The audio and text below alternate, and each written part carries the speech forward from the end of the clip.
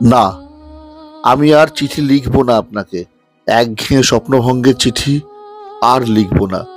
তবু জানেন তো, 2011 সালের আমার যেসব বন্ধুরা পরিবর্তনের জোয়ারে ভেসেছিল, তারা ভাসতে ভাসতে চলে গেছে ব্যাঙ্গালোর, গুরগাঁও, পুনে, আরো কত শত বিখ্যাত শহরে। ভালোই আছে শুনেছি। তবে কেউ কেউ নিউ টাউন, পাটুলিতে কেনা ফ্ল্যাটগুলো বিক্রির জন্য গ্রাহক খুঁজছে। আসলে নতুন শহরে বৃদ্ধ বাবা মাকে নিয়ে চলে গেছে তো, তাই এই ফাঁকা ফ্ল্যাটগুলো তাদের রেখে কি হবে বলুন তো? তাদের সন্তানরাও হয়তো ফিরবে না এখানে। ওই দূরের শহরে দুর্গাপুজোর অনুষ্ঠানে রবি ঠাকুর গাইবে।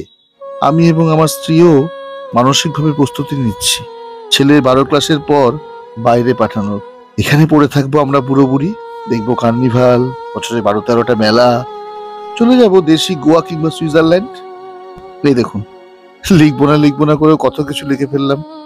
ভালো থাকবেন কমরেড, কিন্তু জানবেন আমি ভালো নেই। আমার মতন অনেকেই আজ ভালো নেই। শেষ যুদ্ধ শুরু আজ বাংলে, এ সময়